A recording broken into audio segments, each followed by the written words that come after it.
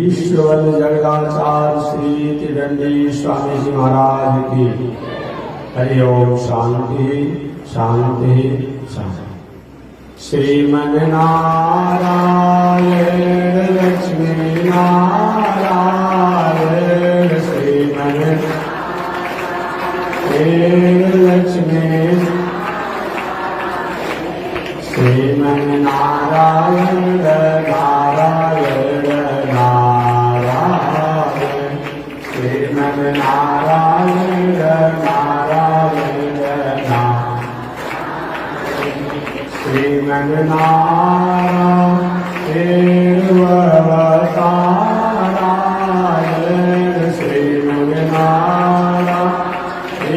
नारायण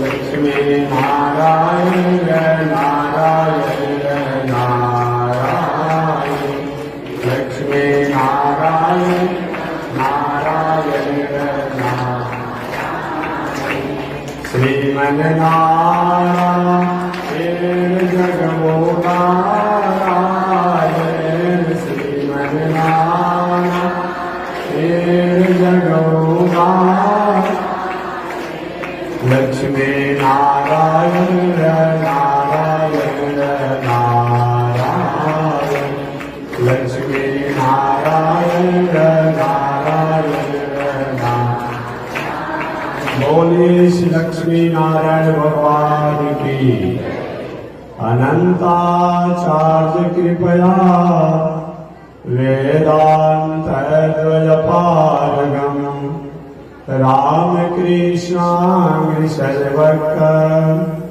विश्वक्षेण मुनिं भजे।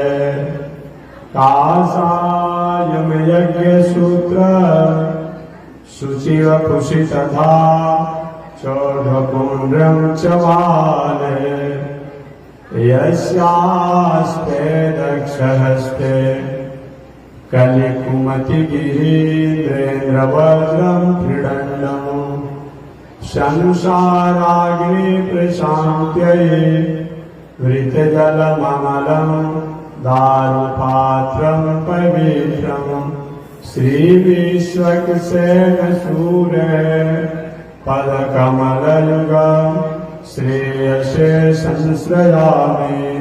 लक्ष्मीनाथ समारम्भानाथयामुनमध्यमाम् अस्मदाचार्यपर्यन्तां वन्दे गुरो परम्पराम्। नारायणाय विद्महे वासुदेवाय धीमहि तन्नो विष्णु प्रचोदयात्। महालक्ष्म्यै च विद्महे विष्णुपत्न्यै च धीमहि तन्नो लक्ष्मी प्रचोदयात् तन्नो लक्ष्मी प्रचोदयात्। परमाराध्य श्री लक्ष्मी नारायण भगवान नित्य वंदनीय पूज्य गुरुदेव श्री त्रिदंडी स्वामी जी महाराज के जुगल चरणों में कोटिशा नमन। भगवत भागवत आचार्य कैंकर्य पारायण महानुभाव पावन भूमि पर पावन कथा को निवेदन किया जाता है। पावन कथा प्रसंग अंतर्गत निवेदन किया गया पिछले दिन नैमिषारण का पावन क्षेत्र 88,000 संत महात्माओं की पावन गरिमामय उपस्थिति, व्यास जी के लाडले शिष्य उग्र सर्वासुर जी व्यास के जी पर बैठे हैं। विष्णु में श्रेष्ठ श्री शौनक ऋषि 1000 वर्षों तक चलने वाला धार्मिक अनुष्ठान के अगुआ है। श्री शौनक जी ने सूत जी से पूछा था कि हे सूत जी, मानव के कल्याण के लिए सरल और सहज साधन क्या है? कौन ऐसा कर्म करे, कौन ऐसा धर्म करे, कौन ऐसा पूजा करे, कौन ऐसी उपासना करे, कौन ऐसी आराधना करे जिसके द्वारा परिवार, पत्नी, बाल बच्चों से संबंध बना रहे, खेती, व्यापार, नौकरी, अध्ययन, अध्यापन ये होते रहे, और जिन्होंने इस संसार में भेजा है उनसे भी संबंध बना रहे। श्री सूत जी ने कहा, ऋषियों,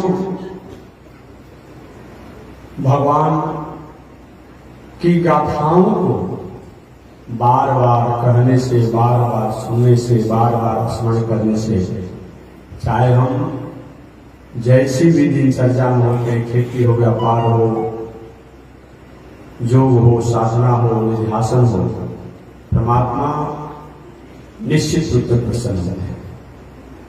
समय किसी ने पूछ दिया, महाराज भगवान और भगवान कितने? भगवान किसे कहते हैं और भगवान कितने हैं? सूर्य जी ने कहा, भगवान के अनंत अवतार हैं। उन अनंत अवतारों में भगवान 1008 अवतार मुख्य है, जो विष्णु सहस्त्र नाम उसका सूचक है। उन 1008 अवतारों में 108 अवतार प्रसिद्ध है। उन 108 अवतारों में 24 अवतार प्रसिद्ध हैं। उन 24 अवतारों में 10 अवतार प्रसिद्ध हैं। उन 10 अवतारों में 4 अवतार प्रसिद्ध हैं, रामावतार, कृष्णावतार, वामनावतार, नृसिंहावतार, ये 4 अवतार। उन 4 अवतारों में 2 अवतार मुख्य हैं, रामावतार और कृष्णावतार। रामावतार मर्यादा का अवतार, कृष्णावतार कृपा का अवतार। उन 2 अवतारों में कृष्णावतार जो है केवल कृपा के लिए है। पात्रता कृष्णावतार में नहीं देखा गया, चाहे पात्रता उसमें हो या न हो, योग्यता हो या न हो।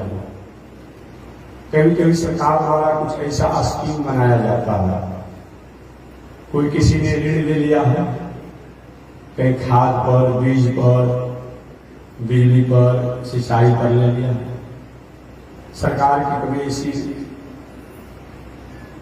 मन में आया कि भाई अपने प्रदेशवासियों को, देशवासियों को इस भार से मुक्त किया जाए, और उसने क्या घोषणा किया कि जो भी 5 वर्षों के भीतर में, 10 वर्षों के भीतर में बिजली बिल लिया है, चाहे पानी का बिल बाकी होगा, रेट बाकी हो, मलगुजारी बाकी हो, होम रेंट बाकी हो, जो भी बाकी हो उसको सरकार माफ करती है।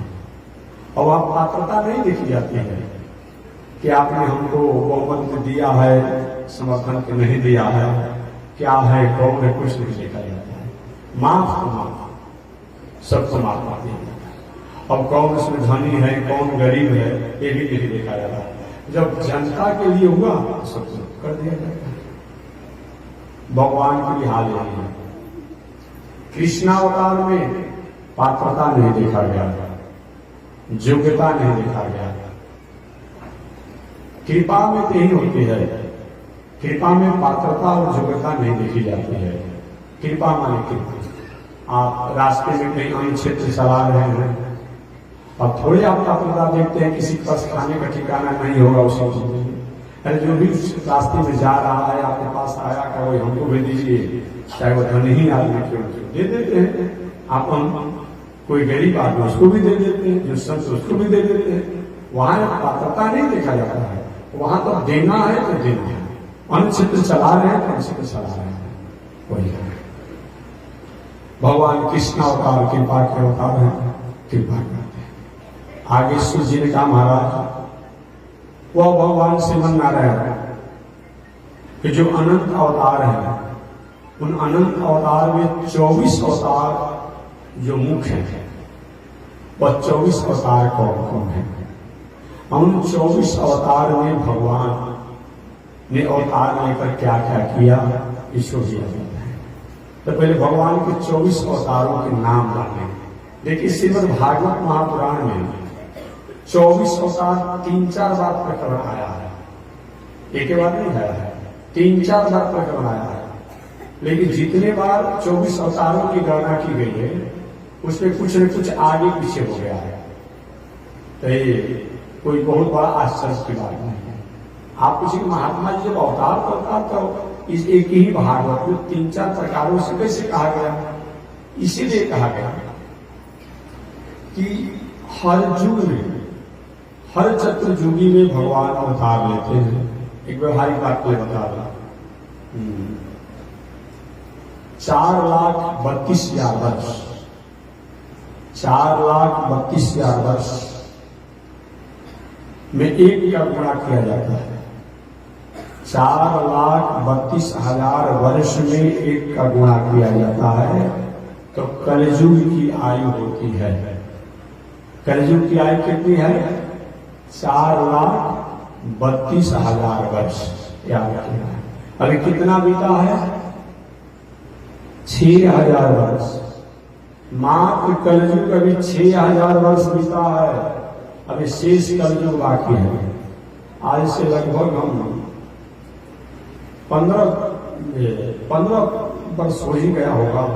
10-15 वर्ष पहले मैं कलकत्ता में था, हावड़ा में गया था। विशाली गंगा के तट पर कथा प्रवचन हो रहा था।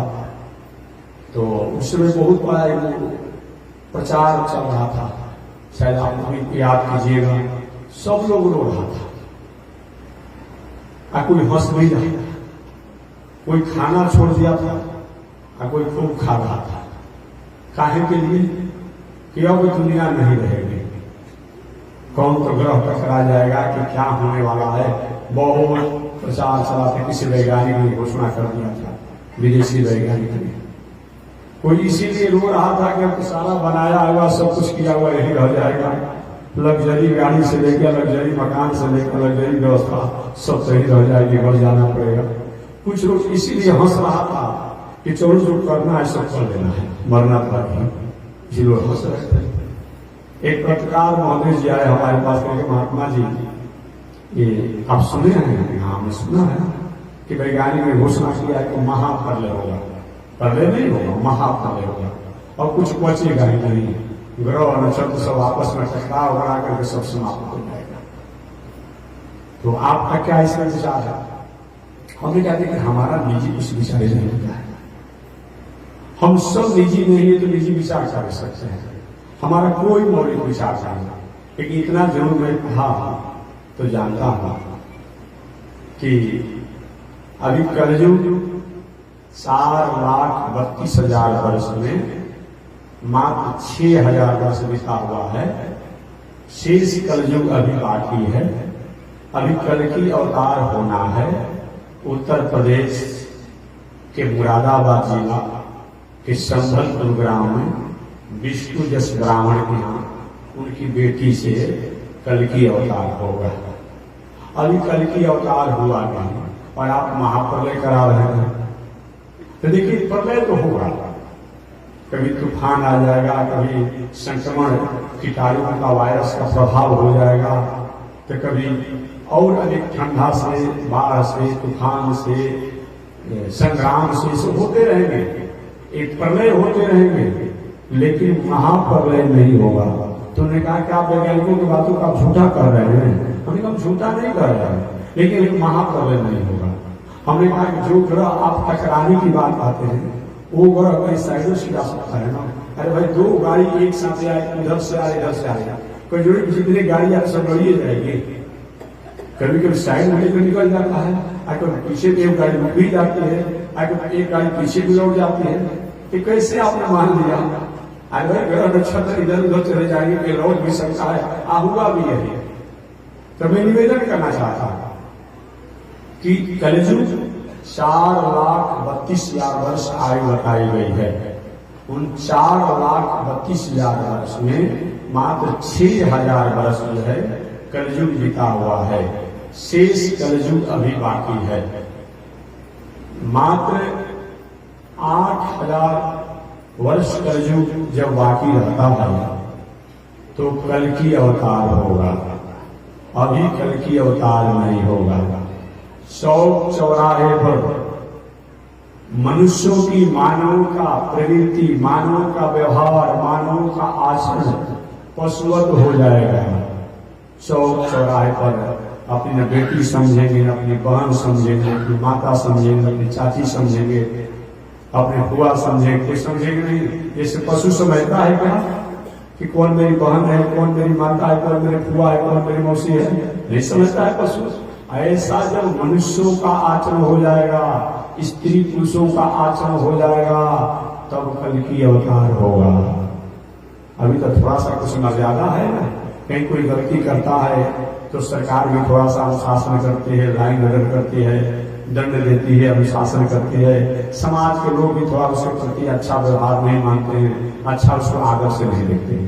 लेकिन जब चौक चौराहे पर मनुष्यों का आचरण और वृत्ति एक पशु के समान हो जाएगा, तब कल की अवतार होगा। जब वेद शास्त्र इतिहास पुराण कोई प्रत्यक्ष कहीं उसका अनुष्ठान नहीं करेगा, तब कल की अवतार है। अभी तो पंडाल बना करके, जगशाला बना करके जग पूजा पाठ मास व्रत हो रहा है, लेकिन जब कोई पूरे आम कहीं नहीं कर सकता है, कोई धार्मिक अनुष्ठान और करना होगा तो अपने भीतर और अपने ही अंदर में करना होगा, लोगों को जनाना नहीं होगा। कहीं के विदेशों में भी ऐसा है, जहाँ लोग नौकरी करने गए हैं लोग, उनको कोई पूजा करना है, कुछ करना है तो कहीं अपने फोटो रख करके मोबाइल में करके कहीं बाहर कल्याण कहीं नहीं करेंगे। ऐसा बहुत से देशों में भी नियम है। ये जब पूरी दुनिया में हो जाएगा, तब कल की अवतार होगा। वेद का प्रचार बंद हो जाएगा, वेद केवल वेद के रूप में रहेगा, या वेद का खंडन विखंडन तरीका से अपने मनमाने ढंग से जब लोग दिनचर्या करने लगेंगे, तब कल की अवतार होगा। लोगों का रहन सहन उठन बैठन बिगड़ जाएगा।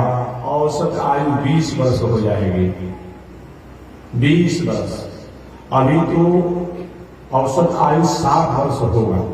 अभी वर्तमान जो आएगा, जो पहले के 100 वर्ष के लोग तो थे, लेकिन अभी जो वर्तमान जनरेशन जो आएगा तो औसत आयु 60 वर्ष हो जाएगा। हो सकता है कोई 75 वर्ष जी जाए, एक औसत आयु माने अभी आगे जो जनरेशन होगा वो 60 वर्ष की हो जाएगी।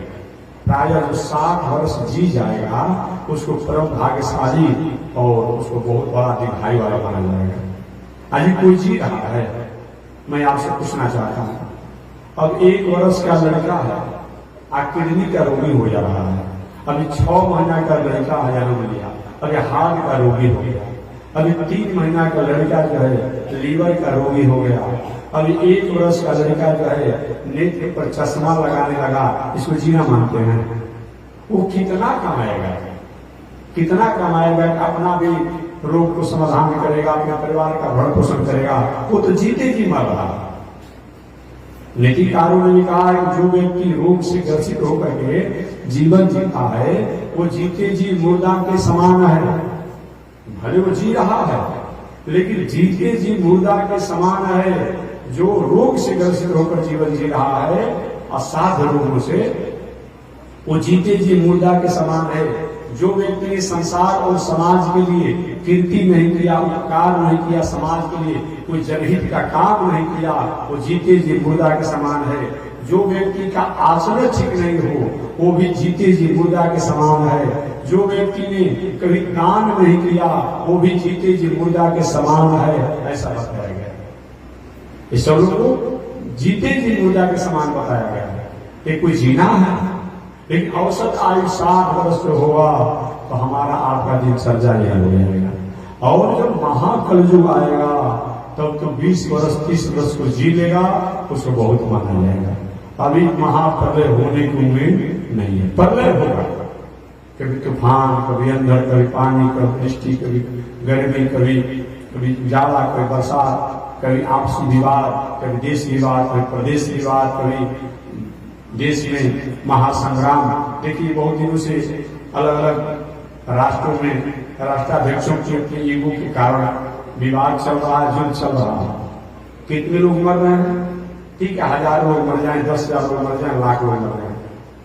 महाभारत संग्राम हुआ था, उसमें कितने लोग मरे थे? अभी ऐसा रिकॉर्ड करके नहीं किसी के पास है।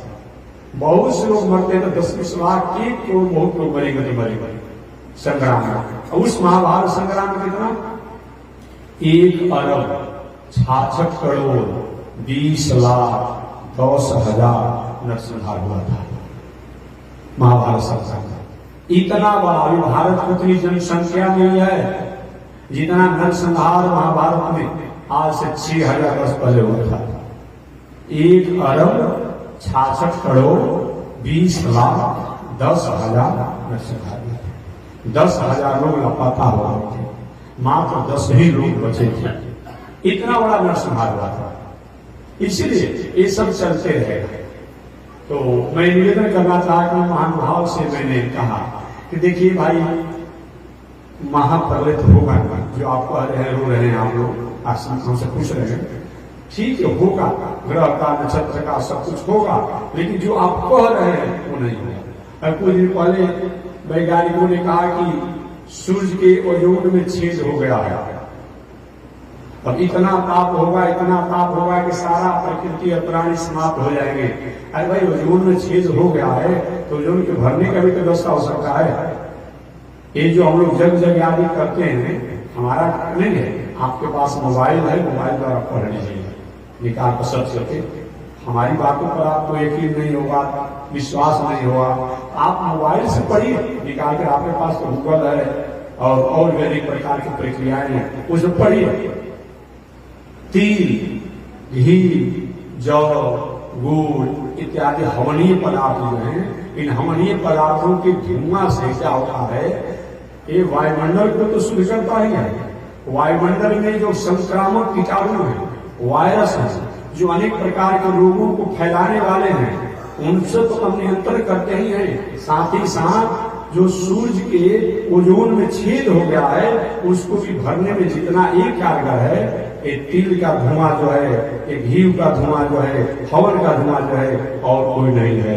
इसीलिए आप नहीं भी मानते हो तो मोक्ष होता है, स्वर्ग होता है, पुण्य होता है, फिर भी आप अगर रोज अपने घर में इन हवनीय पदार्थों से हवन अगर घर घर में हो, तो सूर्य में जो ओजोन में जो छेद है, वो इस धूम से वो सब भर जाएगा। ये मान करके भी प्रकृति को विशुद्ध रखने के लिए भी हमें हवन करना चाहिए, चाहे किसी परंपरा का हो, किसी संप्रदाय का। नहीं मानते हैं कि आप ठीक है, धर्म होता है, कर्म होता है, पूजा होता है, पाठ होता है, मोक्ष होता है, स्वर्ग होता है, लेकिन ऐसे भी हवनीय पदार्थों को आप अगर कहीं उसमें डालते हैं तो उससे कहीं न कहीं प्रकृति का मंगल होता है, सृष्टि का मंगल होता है। ये जानिए, इसके धुआं में इतना बड़ा ताकत है। एक व्यक्ति ने कहा कि महाराज कैसे मान लें कि ये आपके धुआं द्वारा दृष्टि होता है, प्रकृति शुद्ध होती है, ओजोन में होगा। हमने कहा कि कछुआ छा अगरबत्ती जलाने से मान लेते हैं कि वहां मौसम भाग जाता है, इसको नहीं मानेंगे? अब बताइए, नहीं मानते हैं आप कि हम पेट जला रहे हैं, कछुआ साथ जला रहे हैं, क्या तो टीका लगा रहे हैं, वो भी जला रहे हैं, इससे मान लेते उसको नहीं मानेंगे? क्या मतलब होता है? इसीलिए तो मैं निवेदन करना चाहता हूं, कलियुग की आयु 4,32,000 वर्ष, जिसमें मात्र 6,000 वर्ष बचा हुआ, शेष कलयुग अभी बाकी है। त्रेता युग 4,32,000 वर्ष में 2 का गुणा कर लीजिएगा तो द्वापर युग की आयु हो जाएगी।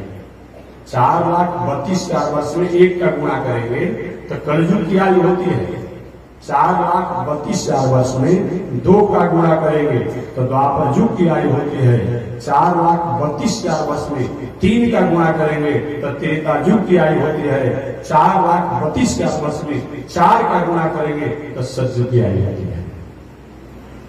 आप मोबाइल पर गुणा करके देख लीजिएगा, एक युग की अलग अलग समय बताने का है। तो मैं निवेदन करना चाहता हूं कि चारों युगों को बीतने में जितना समय लगता है उसको एक चतुर्युगी कहते हैं। एक चतुर्युगी में भगवान के कई अवतार हो जाते हैं।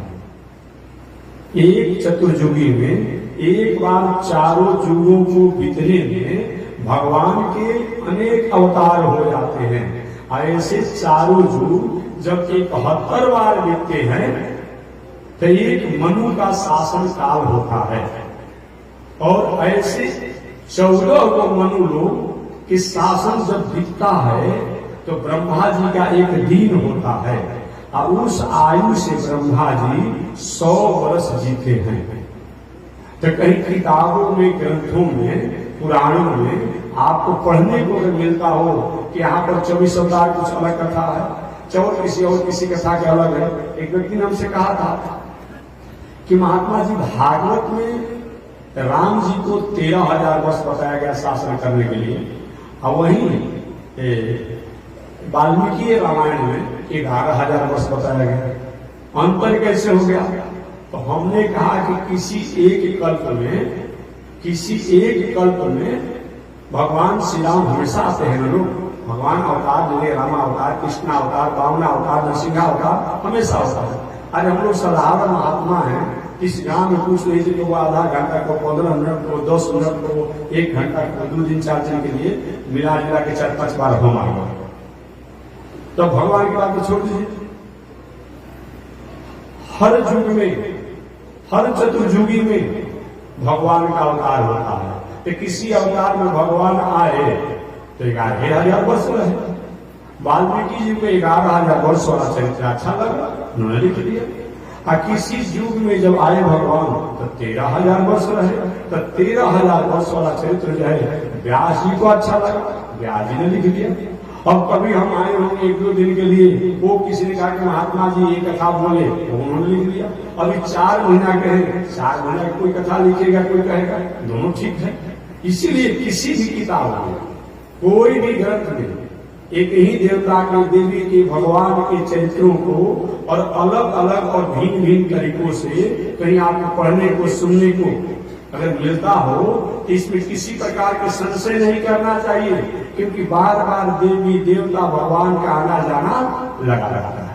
इसीलिए विज्ञ लोग जो होते हैं, ज्ञानी लोग जो होते हैं, ये पढ़कर के विस्मित नहीं होते हैं, संशय में नहीं होते हैं। आज समान होगा भाई, उस किताब में ऐसे लिखा है, इस किताब में ऐसे लिखा है, ये क्या हो गया?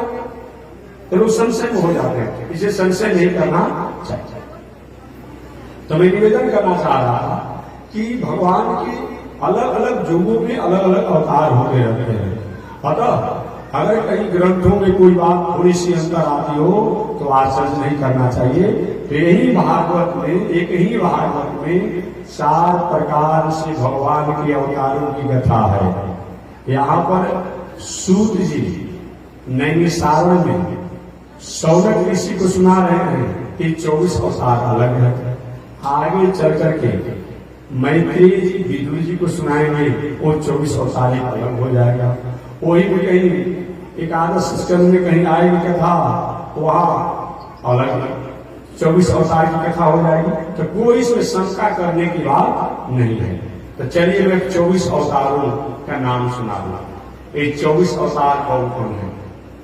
24 अवतारों को सुबह सुबह स्मरण करने से, उच्चारण करने से 24 घंटा हमारे द्वारा जान अनजान में कोई चूक हो जाती है, स्वप्न में ऐसे कोई, वो क्या उसे मंगल होता है, मंगल होता है। और 24 घंटा हमारे लिए मंगल कार्य होता है। ये विचार करके समय मिलने पर 24 अवतारों के नामों को हमेशा रोज अपने 24 घंटा में कम से कम 1-2 मिनट में याद कर लेना चाहिए। तो भगवान का सबसे प्रथम अवतार कौन है? सनक, सनंदन, सनातन, सनत कुमार। ये भगवान का प्रथम अवतार है। ये ब्रह्मा जी के पुत्र सनकादि हैं, इनका प्रथम अवतार है। सनकादि का अवतार ये प्रथम अवतार। दूसरा अवतार वराह अवतार। तीसरा अवतार नारद जी का अवतार। चौथा अवतार नर और नारायण का अवतार। पांचवा अवतार भगवान कपिल देव का अवतार। छठवां अवतार दत्तात्रेय जी का अवतार। 7वां अवतार जग्या अवतार। 8वां अवतार ऋषभ देव का अवतार। 9वां अवतार राजा पृथु का अवतार। 10वां अवतार मत्स्या अवतार। 11वां अवतार कुर्मा अवतार। 12वां अवतार धन्वंतरी अवतार। 13वां अवतार मोहिनी अवतार। 14वां अवतार नरसिंहा अवतार। 15वां अवतार वामना अवतार, भगवान वामन का अवतार। 16वां अवतार परशुराम जी का अवतार। 17वां अवतार व्यास जी का अवतार।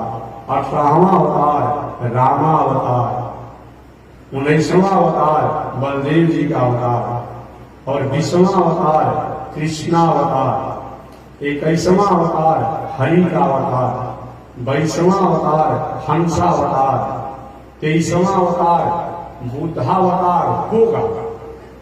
एक था बुद्धावतार और 24वां अवतार कल्कि अवतार। कल्कि अवतार भी होने वाला है। 24 को अवतार बताया गया है। आगे कहते हैं कि इसके अलावा भगवान का मुख्य अवतार हयग्रीव अवतार है और साथ ही साथ इस अवतार के साथ साथ भगवान का हरि अवतार भी है। इस प्रकार भगवान के 24 अवतार है। हम एक एक अवतार को संक्षिप्त में व्याख्या करें। भगवान का सबसे प्रथम सनक, सनंदन, सनातन, सनत कुमार, ये भगवान का सनकादि का अवतार है। ये सनकादि का अवतार कैसे हुआ? ओम दिव्यो देव एको नारायण न ब्रह्मा निशान। ओम दिव्यो देव एको नारायण न ब्रह्मा निशान। एकमात्र दिव्य देव कोई था, वह नारायण थे, उसमें और कोई नहीं था। भगवान कब थे? आज से 50,000 करोड़ वर्ष पहले। इसीलिए दुनिया में जितने भी पंथ हैं, मजहब हैं, उनका साल सम्मत है। हमारे एक वैदिक परंपरा जो है, इसका साल सम्मत नहीं। कितना पुराना है? अब समझिए कि आज से 50,000 करोड़ वर्ष पहले भगवान श्रीमन नारायण अकेले थे। लेकिन भगवान श्रीमान पहले से भी थे। आप एक प्रश्न हमसे पूछ सकते हैं कि महात्मा जी कोई प्रमाण है? इतना पुराना आपको परंपरा है तो पुनः मैंने बता दिया था, आप गुना कर लीजिएगा तो पुनः एक बार मोबाइल से गुना कर लीजिए, जोड़ने के लिए बेसी हो जाएगा। जोड़ लीजिएगा अपने मोबाइल पर। 4,32,000 वर्ष में एक का गुणा कर लीजिए, 4,32,000 वर्ष में 2 का गुणा कीजिए, 4,32,000 वर्ष में 3 का गुणा कीजिए और 4,32,000 वर्ष में 4 का गुणा करिए। अपने मोबाइल पर कर लीजिएगा और चारों जुगों की गुणा करने के बाद, चारों को गुणा करने के बाद चारों जुगों की आयु को जोड़ दीजिएगा और जोड़ने के बाद उसमें आप 71 का गुणा कर दीजिएगा। जब 71 का गुणा कर लेंगे तब पुनः उसमें 14 का गुणा कर दीजिएगा। जब वो गुणा हो जाएगा तो ब्रह्मा जी का एक दिन होता है, उसमें पुनः 100 का गुणा कर दीजिएगा। 100 वर्ष उस आयु से ब्रह्मा रहते हैं। इतना जो है ये आयु बताया गया है। इस प्रकार तो भगवान श्रीमन नारायण आज से 50,000 करोड़ वर्ष पहले एकमात्र इस दुनिया में अकेले थे। उसमें लक्ष्मी जी भी नहीं थे, हम भी नहीं थे और आप भी नहीं थे। शंकर बाबा भी नहीं थे, हनुमान बाबा भी नहीं थे, ब्रह्मा बाबा भी नहीं थे, कोई नहीं था। ओम दिव्यो देव एको नारायण न ब्रह्मा निशान, कोई नहीं था। याद रखिएगा। और दुनिया में जो लोग हैं वो मजहब वाले मजहबी लोग, उनका साल सम्मत है। ईसा साहब जी को इस संसार में आए 2025 वर्ष हो रहा है। इससे यह तय हो गया कि 2025 वर्ष से पहले ईसाई धर्म नहीं था। मोहम्मद साहब जी को इस संसार में आए 1500 वर्ष लगभग हो रहा है। इससे तय हो गया कि इस्लाम दर्शन 1500 वर्ष पहले नहीं था। जब मोहम्मद साहब जी नहीं थे तो बताने वाला कौन होगा? ये तो स्पष्ट हो गया। चलिए, गौतम बुद्ध जी जो नाम आला, गौतम बुद्ध ने तो कोई अलग से धर्म ही नहीं चलाया भाई, न पंथ चलाया न धर्म चलाया, लेकिन एक नया में कुछ उनके लोगों द्वारा गौतम बुद्ध के नाम पर अलग से नया पंथ ही चला रहा। कहता है हम वेद वो धर्म कर्म नहीं मानते हैं, पूजा पाठ नहीं मानते हैं, हम तो नमो बुधाए बने।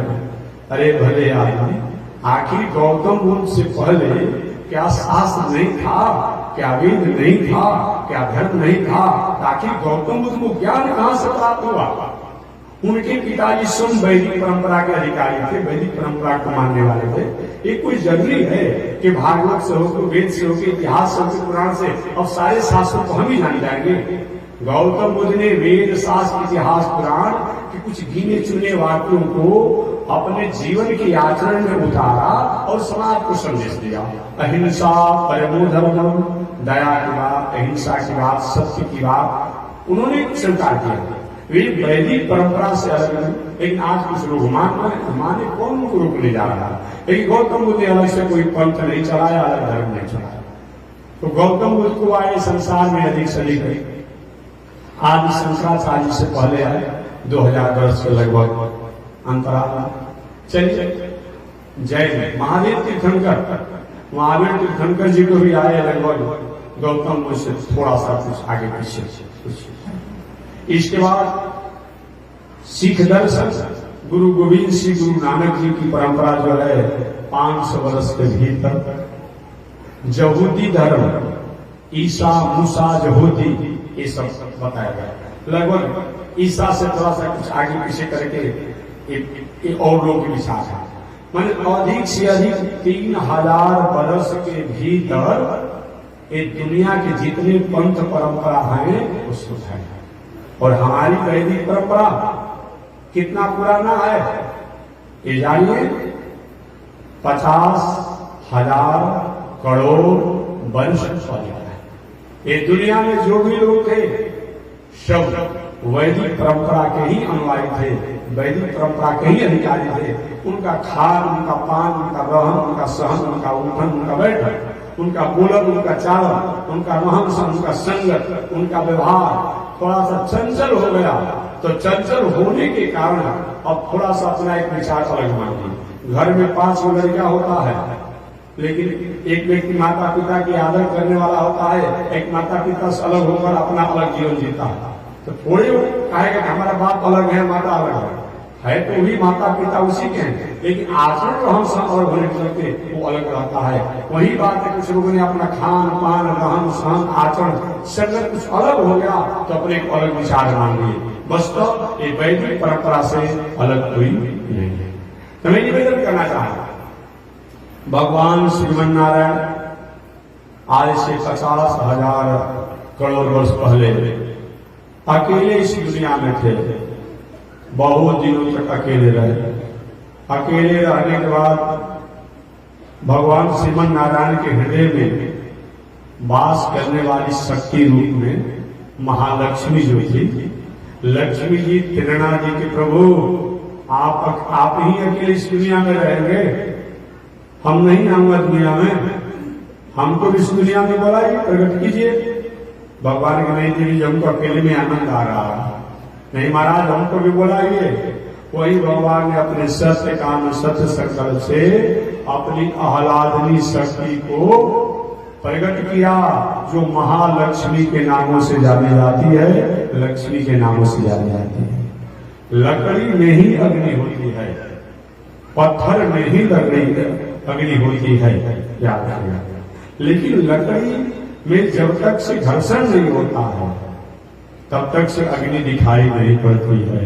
बस तो लकड़ी से अलग अग्नि नहीं होती है, पत्थर में ही अग्नि होती है। लेकिन दो पत्थर के चट्टानों को कहीं टकराया जाए तो चिंगारी फेंक देता है।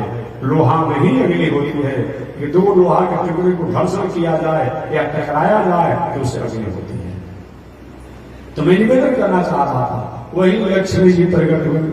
और लक्ष्मी जी जब प्रकट हुई कि प्रभु हम 2 ही लोग रहेंगे, आगे सृष्टि बढ़ाई। भगवान का काम को सृष्टि नहीं बढ़ाना, एक बार सृष्टि बढ़ा करके हमने देख लिया है। दुनिया के लोग आज्ञा नहीं मानते हैं। भगवान कहते हैं मैंने मानुष जन्म तुमको हीरा दिया, वृद्धा तुम कमाए तो मैं क्या करूं, दूध दही में व मिष्टान पैदा किया, फिर भी मांस खाए तो मैं क्या करूं। भगवान कि मैंने मानुष जन्म तुमको हीरा दिया, वृथा तुम गंवाए तो मैं क्या करूं। मैंने मनुष्य का जन्म तुमको दिया, अब व्यर्थ में तुम गंवा रहे हो तो मैं क्या करूं। मेवा मिष्ठान दूध दही इत्यादि को मैंने दिया, अब फिर भी तुम मांस खा रहे हो। मांस बिना घास जैसा हो, तो भगवान के से मेरा क्या है। मैंने सब कुछ ज्ञान विज्ञान शास्त्र सब कुछ भी दिया, अब फिर भी तुम अंधकार में जा रहे हो तो मैं क्या करूं। भगवान ने नहीं, मैं सृष्टि नहीं करूंगा। लक्ष्मी जी के नहीं प्रभु कर दीजिए, अच्छा रहेगा। अब क्या करें। तो ठीक है देवी जी, जब तुम कहती हो तो मैं सृष्टि विस्तार करूंगा। और भगवान अपने सत्य काम सत्य संकल्प से नाभि से कमल प्रकट हुआ, और कमल से एक बालक प्रकट हुआ।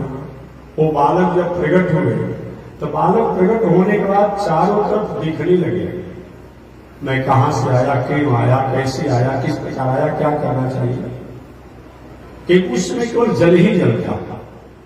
सृष्टि के प्रारंभ में जल को अपना आधार जिन्होंने बनाया, इसीलिए भगवान का नाम नारायण है।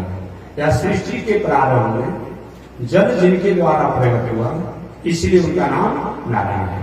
नार कहा जाता है जल को ही जिन्होंने अपना आश्रय बनाया, निवास बनाया, इसलिए उसका नाम नारायण है। ऐसे भगवान श्रीमन नारायण है। तो भगवान श्रीमन नारायण ने नाभि से कमल, कमल से ब्रह्मा हुए, और ब्रह्मा बहुत दिनों तक अपना कारण जानना चाहे कि मैं कहां से आया हूं, क्यों आया हूं, कैसे आया हूं, क्या करना चाहिए। कोई कारण नहीं जान पाए। तो ब्रह्मा जी भी जिस कमल से प्रकट हुए थे, उस कमल के डांटी को पकड़ करके, उसके नाम को पकड़ करके और जल में नीचे जाने लगे। और बहुत दिन लग गया, फिर भी जल का आता पता नहीं है, जल का आता पता नहीं चला। और भयभीत होकर ब्रह्मा जी पुनः कमल के फूल पर आ गए।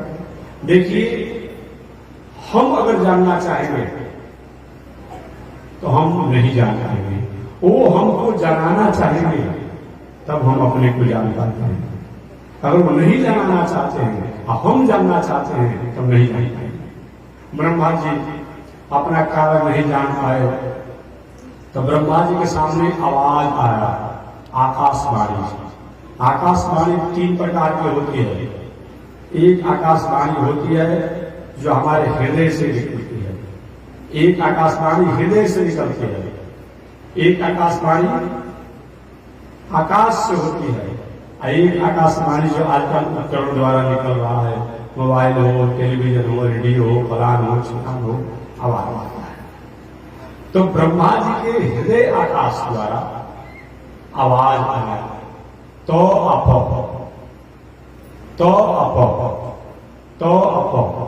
आप तप करिए, आप तप करिए, तब आपको अपने स्वरूप का ज्ञान होगा। ब्रह्मा जी की आवाज कहां से तप आ गया। अब जिधर सिर किए, दृष्टि किए, उधर एक उनको सिर निकल गया। पहले एक ही सिर था ब्रह्मा जी का, लेकिन जब पूरब की तरफ किए तो एक सिर हो गया, पश्चिम की तरफ हो गया, उत्तर की तरफ हो गया, दक्षिण की तरफ हो गया, 4 गो सिर हो गया। आए वो पहले से सिर था ही, इस प्रकार ब्रह्मा जी 5 सिर वाले हो गए। ये कहां से आवाज आ रही है, ये कहां से आवाज आ रही है। अब इसको जानना चाहे ब्रह्मा जी, पुनः आवाज है, तो आप तप करिए, तब आपको अपने स्वरूप का ज्ञान होगा। ब्रह्मा जी ने कहा तप करना आता ही नहीं, तुम तप करे कैसे। तप करने आने पर तो कहते तो आप ये जो है इसी को आप मंत्र मान लीजिए और उसी को साधना कीजिए।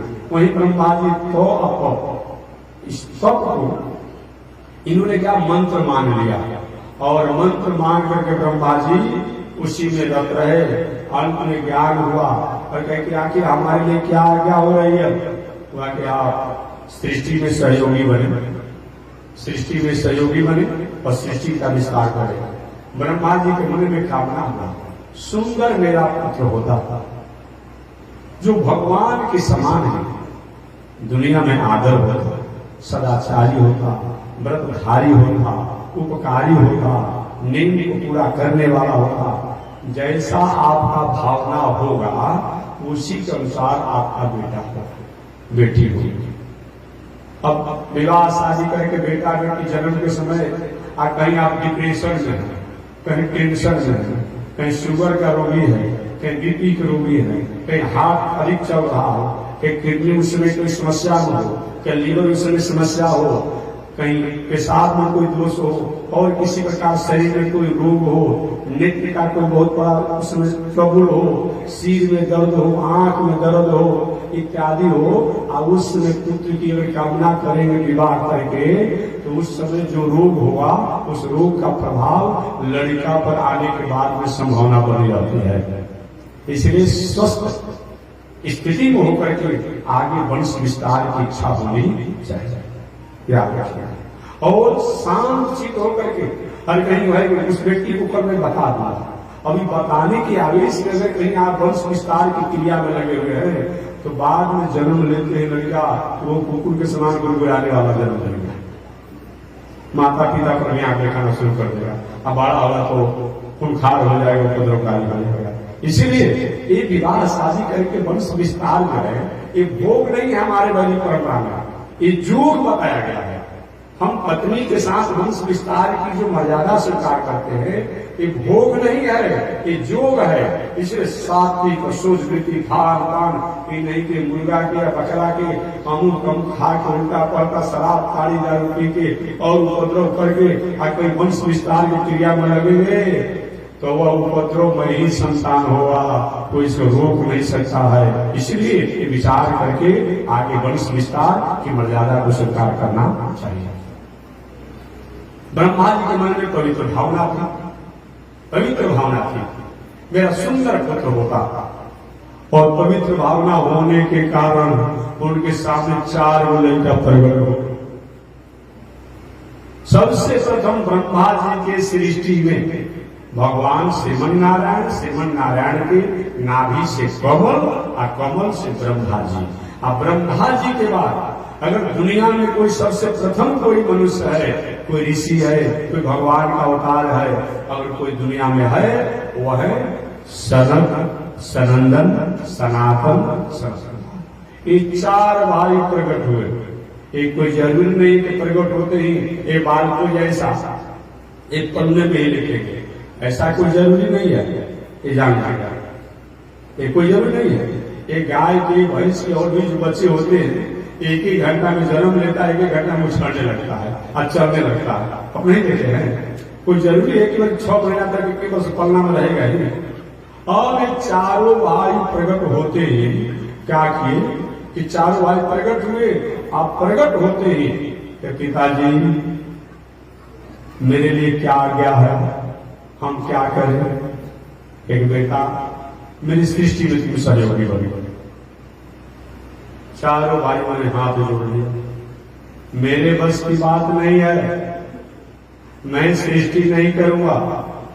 ब्रह्मा जी के क्या करोगे, कहे कि हम साधु बनेंगे, जोगी बनेंगे, फकीर बनेंगे, बाबा बनेंगे, ब्रह्मचारी बनेंगे, सन्यासी बनेंगे, ज्ञानी बनेंगे, तपस्वी बनेंगे।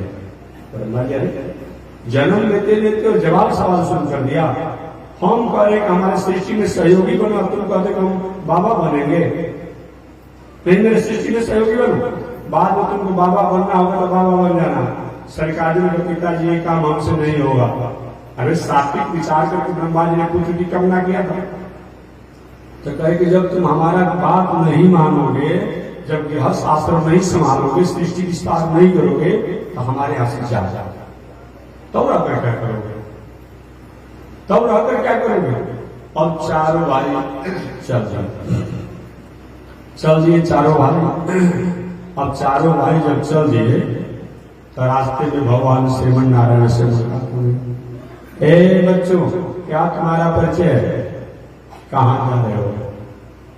एक पहले अपना परिचय बताइए ना, आपका क्या परिचय है।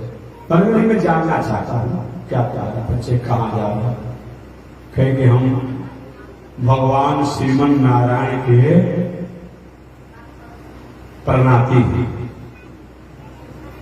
अरे भगवान श्रीमन नारायण के बेटा तो कमले हो गया, और कमल के बेटा ब्रह्मा जी हो गए। अब ब्रह्मा जी के बेटा सनक सनंदन सनातन समाज है। अच्छा, कहाँ को जा रहे हैं? कहे कि भगवान का भजन करने जा रहे हैं। भजन करने जा रहे हैं? अरे भला ये भजन करने का कोई समय है क्या? अभी आप बालक हैं, आप बड़े होंगे, आपका विवाह होगा, विवाह होने के बाद एक दो बाल बच्चे हो जाएंगे, बाल बच्चों का विवाह शादी कर दीजिएगा, उनकी प्रवृत्ति की व्यवस्था कर दीजिएगा, अब तो आप साधु बन जाइएगा, बाबा बन जाइएगा। चारों भाइयों ने कहा कि देखिए आपको भगवान का मार्ग आता हो तो आप बताइए, और नहीं आता हो आप अपना काम आगे देखिए, मैं अपना काम लाऊंगा, हमको भटकाइए मत। अगर भगवान का मार्ग और भगवान का पता अगर आप जानते हो तो भगवान का पता बता दीजिए, भगवान का मार्ग बता दीजिए, और नहीं आता हो तो आप अपना राह धरे, हम अपना राह धरे। भगवान समझ गए कि ब्रह्मा जी के पुत्र सनक सनंदन सनातन सनत ये चारों हैं अधिकारी है। इसीलिए कहा कि ठीक है, जिन भगवान की खोज में जा रहे हो, जिनका पता पूछ रहे हो, वो मेरा ही नाम है और बनी ही। अच्छा, आप ही हैं? हाँ, आप ही हैं। तब प्रभु हमें आप ज्ञान मार्ग का उपदेश दीजिए और अपने चरणों में प्रीति दीजिए, और मैं हमेशा हमेशा आपने लगा। भगवान ने कभी विवाह शादी कर लेते, अब बाद में कि भजन भाव में रहते, ज्ञान में रहते तो अच्छा तो अच्छा होगा। कहीं कि प्रभु विवाह करने पर क्या होता है? कहीं कि विवाह करने पर पहले तो बड़े हो, अब बड़े होने के बाद आपका विवाह होगा, विवाह के बाद 2-4 बाल बच्चे होंगे, उनके बच्चे होंगे, उनके बच्चे होंगे, उनके बच्चे होंगे, ऐसा परिवार होगा। कि प्रभु ये बात तो सब ठीक है, लेकिन इतने बच्चे परिवार होंगे, उनमें किसी को सर्दी खांसी होगा, किसी को बुखार होगा, किसी और उस बीच में कोई व्यक्ति चला भी जाएगा, मर भी जाएगा। तो मर जाएगा तो रोना भी तो पड़ता है ना, मरने पर। भगवान ने कहा रोना तो पड़ता है, परिवार का कोई सदस्य चला जाएगा बिना समय के तो रोना पड़ता है। तो तो रोने का काम कैसे होगा? भगवान ने कहा बाल बच्चा परिवार आपका मरेगा तो भाड़ा पर रोने वाला कोई नहीं आएगा, तो रोना तो आप ही को पड़ेगा ना। तब सारों भाई ने कहा कि प्रभु जी एक दिनचर्या में, सृष्टि में, विवाह शादी इत्यादि में ये रोना भी पड़े, एक कामत के हमको आशीर्वाद दे दीजिए कि हम लोग उम्र चाहे जितना भी हो, उम्र चाहे जितना हो जाए, चारों जुगों को हमें बदलते भले देख लें, लेकिन हम 6 वर्ष से 7 वर्ष के न हो, ऐसा हमारा स्वरूप बना दीजिए, ऐसा आशीर्वाद दीजिए। वहीं भगवान ने कहा एव वस्तु, ऐसा नहीं होगा। वहीं सनक सनंदन सनातन सनत कुमार, ये चारों भाई पूर्वजों के पूर्वज हैं। अरे उनसे पहले कोई था ही नहीं, कोई देवता नहीं था, कोई देवता नहीं था उनसे पहले। लेकिन भगवान ने आशीर्वाद दे दिया है कि पूर्वजों के पूर्वज होने पर भी आप 6 वर्ष के बालक रहेंगे, क्योंकि 6 वर्ष के बालक में काम भावना नहीं होती है। आज ये छोटा बालक 6 वर्ष का जो उसमें काम भावना नहीं होगी। भले आप बता दीजिएगा, छोटा लड़का भी 5 वर्ष 6 वर्ष का अपने में वो बालिका होगी, बालक होगा, अपने में विवाह शादी करेगा खेल खेलने में, लेकिन जानता नहीं दुनिया में काम भावना क्या होता है, खेलेगा सब करेगा उसमें। प्रभु हमको आशीर्वाद दे दीजिए। वही पूर्वजों के पूर्वज होने के बाद भी सनक सनंदन सनातन सनत कुमार आज 6 वर्ष के बालक दिखाई पड़ते हैं। यही सनकादियों का अवतार है। धोखा हो गया था एक बार, अभी कथा नहीं है, ये बात कथा है, बात कथा है। इसी धोखा में, इसी भ्रम में भगवान के सेवक जिनका नाम है जय और विजय, ये भ्रम में हो गए कि 6 वर्ष के बालक बिना पूछे भगवान के लोक में जा रहा है, ये क्या कर रहा है, हम काहे के लिए हैं। और क्या कथा बाद में विस्तार से मैं बताऊंगा। ये क्या किया, ये जय विजय वेद लगा करके ये चारों भाई को भगवान के दर्शन करने जा रहे वैकुंठ में तो रोक लिए। इन चारों भाई में गए, भाई मैं अपराधी नहीं हूँ और तुम वेद घंटा क्यों लगा रहे हो, हम अपराधी है तुमको डंडा दिखा रहे हो। अरे कारण हो तो बता दो, कि भगवान शयन कर रहे हैं, प्रसाद जीत रहे हैं, किसी से बात कर रहे हैं, कुछ कर रहे हैं, बताओ बिना कारण बताए और हमें डंडा लगा कर उनको रोक रहे हो, हम कोई अपराधी हैं? नहीं माना जय विजय तो हम काहे के लिए, हमारा ड्यूटी भी तो है। लेकिन सुनो, क्या समझ रखे हो? हमको सही में कहा तुम 6 वर्ष के बाल के समझ रखे हो? तो हम भी ऐसे वैसे नहीं समझते, हम भी अपने आप में साधक हैं, भगवान के भक्त हैं। तुम भगवान के सेवक हो, तुम भगवान के भक्त हैं। आज पता चल जाएगा।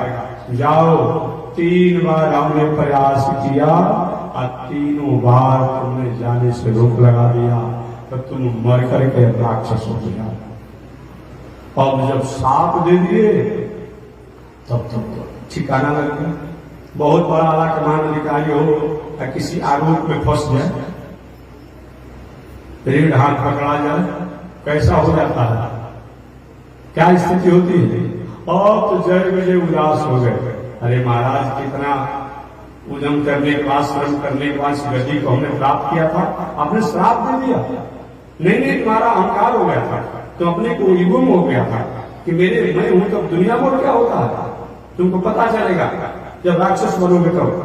टकरार हो ही रही थी, उसी समय भगवान अपने अंतर्गृह से बाहर आ गए। आप बाहर जब आए तो देखिए करिए, एक तरफ मेरा भक्त, एक तरफ मेरे सेवक, दोनों में टकरार हो रही है। आई ईश्वर आई, दंडवत चलिए। तो सब मित्र तो मौज में होते हैं और वे समय सनातन से हम नहीं जाएंगे। ऐसे अनुशासन विहीन उदंड सेवकों को रखे जो किसी को समझता ही नहीं है। मैं नहीं जाऊंगा। मानो भगवान ने कहे कि प्रभु अगर आप लोग इस क्रोध की अवस्था में नहीं जाएंगे वैकुंठ में, तो ठीक है। तो जो वैकुंठ में जो वायरस क्रोध के नहीं है, अशांति के नहीं है, उपद्रव के नहीं है, वो वायरस वहां भी हो जाएंगे। तो वहीं पर द्वारे पर समाचार पूछ लिए भगवान, और जे भी नाराज हो रहे थे, बहुत बोल रहे थे, समय सनातन से कुमार आप इससे पता चलेगा। ऐसे सेवकों को अनुशासन विहीन आप रखे हुए, उसी समय भगवान हंस दिए। देखिए कि मुस्कान में तो सारा खेला हो जाता है। जब मुस्कुराते हैं ना, दुनिया में बहुत बड़ी हो जाती है, तो समय नहीं है हमको अपने समय के अंतराल में कथा कहना है। अब भगवान जो भी मुस्कुराए तो मुस्कुराने के बाद सनक सनंदन सनातन, अब सनत कुमार का क्रोध जो है साफ आ गया। अरे ये क्या हमने किया? हम भगवान के भला बुरा जो भजन करने वाले, हमको क्या मतलब है किसी को श्राप देने के लिए, क्रोध करने के लिए? वो जाने देता तभी ठीक है, नहीं जाने हम लौट जाते, हम कहेंगे श्राप देंगे। कहेंगे प्रभु मैंने आपके सेवकों को जो श्राप दिया है, इस श्राप के पात्र नहीं है। ये तो अपना ड्यूटी कर रहे थे, इनका अधिकार होता है किसी को जाने देना, किसी को नहीं जाने देना। हमने गलती किया है कि जो श्राप दिया है, ये श्राप लागू नहीं होना चाहिए। भगवान मन ही मन विचार किए, ईश्वर आपने श्राप नहीं दिया है, मैंने श्राप दिलवाया है। एक कथा बाद में भी आएगी, मैं बताऊंगा विस्तार से। ये श्राप मैंने दिलवाया है। एक बार लक्ष्मी को भी ये मेरे सेवकों ने रोक दिया था, मेरी पत्नी को भी रोक दिया था।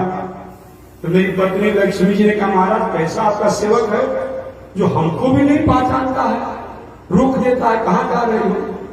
लक्ष्मी जी ने भगवान से प्रार्थना की तो भगवान ने कहा देवी जी अभी अगर अपने सेवकों को कुछ अनुशासन करेंगे, दंड देंगे, हटाएंगे, लाइन खाली करेंगे तो दुनिया में प्रचार हो जाएगा। लोग कहेंगे भगवान भी अपने पत्नी के कहने में आकर के अपने सेवकों को बर्खास्त, जैसे आगे हो रहा है अपनी पत्नी के कहने से अपने बाप को, अपने माई को, अपने भाई को, अपने चाचा को अलग आपको दे रहे हैं। अभी 2 दिन उसको आए हैं, कहते कि नहीं कोई आंगन बंटवारा हो जाएगा, सब भोजन बंटवारा हो जाएगा, सब हो जाएगा तभी भोजन बनेगा। अब क्या कर बेचारे को बंटवारा करना पड़ता है, लेकिन सोचना तो चाहिए उनको कि जिस माता पिता के ही कृपा से, जिन परिवार की ही कृपा से आज पत्नी से मेरा संबंध हुआ और आज उनको कैसे मिलता है, समझा बुझाना करना चाहिए। एक हास्य कथा करते हैं, हंसने के लिए, हास्य कथा। एक बार एक लड़का का नया विवाह हुआ था, लेटेस्ट पढ़ा लिखा था, हाई में पढ़ने वाला था, और वो भी उसी डोली में बैठा था और उसकी दुल्हन भी उसी डोली में बैठी। दोनों आपस में वार्तालाप, बताओ कितना तुम क्या किया है, बताओ तुमने अपने माता का त्याग कर दिया, तुमने अपने पिता का त्याग कर दिया, अपने सहेलियों का त्याग कर दिया, अपने भाई का त्याग कर दिया, कितनी तुम त्याग था। कह चलिए यहाँ त्याग नहीं, वहां भी अगर आपको मैं त्याग नहीं करा दिया तो फिर मेरा नाम नहीं, यहाँ ही त्याग नहीं कराया, वहां भी त्याग करा था, यहाँ पे छोड़ ही दिया लेकिन वहां भी छोड़ा हुआ, यही होता, यही हो रहा है। तो मैं निवेदन करना चाहता हूं कि हंसने के लिए मैंने कहा, हास्य कथा मैंने कर दिया, तो हंसने के लिए कहा था, तो वही और सनक सनंदन सनातन सनत कुमार श्री भगवान ने नहीं दिए ईश्वर कि आपने श्राप नहीं दिया है कि हमारे लक्ष्मी जी के साथ में एक बार उन्होंने अनुशासनहीनता काम किया था, लेकिन मैंने सोचा कि दूसरे की कृपा पर कारण देकर के ही ये काम कर ले, अपना कारण दे, इसलिए आपका कारण देकर के और उनको हटाने का मन मैंने बना लिया था, लेकिन कारण दूसरा मैंने दे दिया। अच्छा प्रभु, तो सरकारियों ने कहा कि देखो जय विजय, एक ऑफर तुम्हें दे रहे हैं। जी महाराज, क्या ऑफर? अगर तुम केवल राक्षस बनना चाहते हो, केवल राक्षस बनना चाहते हो और भगवान की भक्ति करना चाहते हो, तो 7 जन्म तक राक्षस बनना पड़ेगा, 7 जन्म तक राक्षस बनना पड़ेगा। अगर तुम जल्दी आना चाहते हो तो भगवान के विरोधी बन करके 3 जन्म में आ गया। क्या चाहता है? जय विजय ने कहा प्रभु चाहे भगवान से भी झगड़ा करना पड़े, गाली गलौज करना पड़े, लेकिन जल्दी हमको बुला दीजिए, कि तब 3 जन्म तक राक्षस बनना पड़ेगा। वही भगवान के निजी सेवक जय विजय प्रथम जन्म में हिरण्याक्ष और हिरण्यकश्यप बने, बाद में कथा विस्तार से बताएगा। दूसरे जन्म में रावण और कुंभकर्ण बने, तीसरे जन्म में दंतवक्र और शिशुपाल बने। वही जय विजय इस सनक सनंदन सनातन सनत कुमार, ये चारों भाई जो है ये भगवान के एक प्रथम अवतार है। ये ब्रह्मा जी की सृष्टि में, ब्रह्मा जी के पुत्रों में सबसे पहले जन्म लिए। ये चारों भाई आत्माराम अपने में घूमते रहते हैं, अपने आनंद में रहते हैं। एक भाई कथा कहते, 3 भाई सुनते हैं, हमेशा दुनिया में घूमते रहते हैं। कोई भिक्षा करा दिया तो ठीक है और नहीं करा तो ठीक है।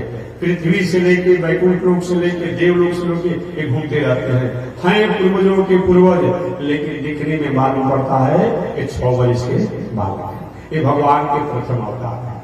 भगवान का दूसरा अवतार बराह अवतार। इससे पहले मैं एक कथा सुना दूं, खबर आगे मैं सुनाऊंगा कि बराह अवतार से पहले। इस प्रकार बस 5 मिनट जब सनक सनंदन सनातन सनत कुमार ये चारों भाई जब बाल ब्रह्मचारी बन गए, तब ब्रह्मा जी के मन में थोड़ा सा उदासी, मेरा बेटा और मेरी आज्ञा नहीं माना। और उस आवेश की स्थिति में ब्रह्मा जी थे, ऐसे पुत्र से क्या लेना देना। उसी समय एक बालक और हुआ ब्रह्मा जी को, और वो बालक जब हुआ तो जन्म लेते ही आवाज आ रहा है, मेरा नाम बताइए, मेरा काम बताइए, मेरा धाम बताइए। ब्रह्मा जी कहे कि ये वो पुत्र को तो आज्ञा दी तो कामे नहीं किया, अब तुम जन्म लेते अपने से नाम, अपना काम, अपना धाम पूछ रहे हो, तो तुम्हारा नाम रहेगा रुद्र। क्या नाम रहेगा? तुम्हारा नाम रहेगा रुद्र। तुम रौद्र किया है, आवाज लगाया है, वही रुद्र प्रकट हुए। इसमें भागवत महापुराण के अनुसार कभी कभी लोग पूछता है कि शंकर जी के बाप का नाम क्या है। हो सकता और पुराणों में नहीं हो या कुछ हो, लेकिन श्रीमद् भागवत महापुराण व्यास जी का सबसे अंतिम ग्रंथ है। ये मैंने कहा अभी मूल किताब निकाल करके पढ़ लीजिएगा, मूल किताब निकाल कर आप पढ़ लीजिएगा। श्रीमद् भागवत महापुराण के अनुसार ये ब्रह्मा जी के रौद्र से ये रुद्र शंकर प्रकट हुए। आप प्रकट हुए थे, हमारे लिए काम क्या है? ब्रह्मा जी की सृष्टि करिए। वही ब्रह्मा जी के आज्ञा पर शंकर जी सांप, बिच्छी, भूत, प्रेत, शाकनी, डाकनी, पिशाच इस सब कुछ प्रकट कर दिए। बाघ, सिंह, चीता, उड़ार, ये सब जतना हिंसक जीव, भयावह जीव जो है, ये सब ब्रह्मा ने, शंकर जी ने प्रकट कर दिया। ब्रह्मा जी कैसे सृष्टि को बंद करो, जो हमारी सृष्टि को समाप्त कर जाएंगे, लेकिन जो हो गया सो हो गया। शंकर जी के अब हम क्या करें? ब्रह्मा जी का भी जाकर तपस्या करें।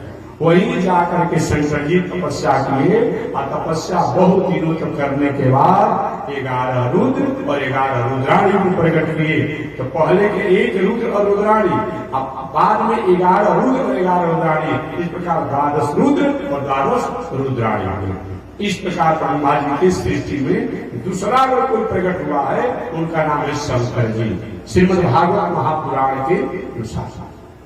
तो भगवान का दूसरा अवतार का है वराह अवतार। इस वराह अवतार की कथा को कल मैं बताऊंगा। आज इसी के साथ वाणी विराम। एक बार भगवान का नाम श्रीमन नारायण लक्ष्मी,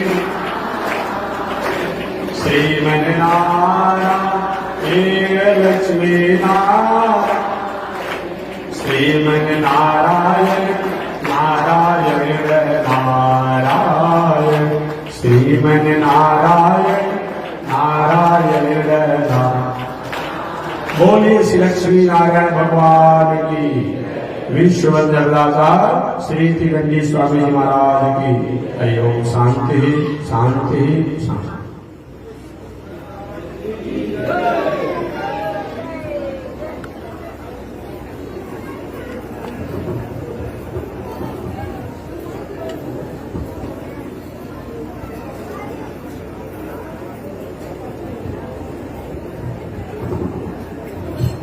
ओम चंद्रमा मनसो जातः, चक्षो सूर्यो अजायत, श्रोत्राद्वायुष प्राणश मुखादगिरजायत, श्रीशते लक्ष्मीश वर्मया महोरात्रे, पार्श्वे नक्षत्राणि रूपमस्मिनो व्यातम्, ईश्वरे घाण वो मयि घाण, सर्वलोकं मयि घाण, कासायं यज्ञसूत्रम् शुचिवपुषि तथा चोदपुण्ड्रं च भाले, यस्यास्ते दक्षस्ते कलिकुमतिगिरिः, तेन्द्रवज्रं त्रिदण्डं संसाराग्नि प्रशान्त्यै, घृतजलममलं दारुपात्रं पवित्रं, श्रीविश्वक्सेन सूरे पदकमलयुगं, श्रीयशे संश्रयामि अमर्याद समुद्र चलमतिरसोय्या प्रसवो, कृतघ्नो दूरवाणी स्मर परवसो वञ्चन पद, नृशंसा पापेश कथमामितो दुर्गजलदे, प्रपायादुत्रीणस्तव परिचरेयं शरणयो। लक्ष्मी नारायण भगवान की, विश्व वंदनाचार्य श्री त्रिदंडी स्वामी जी महाराज की, पूज्य गुरुदेव श्री त्रिदंडी स्वामी जी महाराज की। हरि ओम। शांति शांति शांति।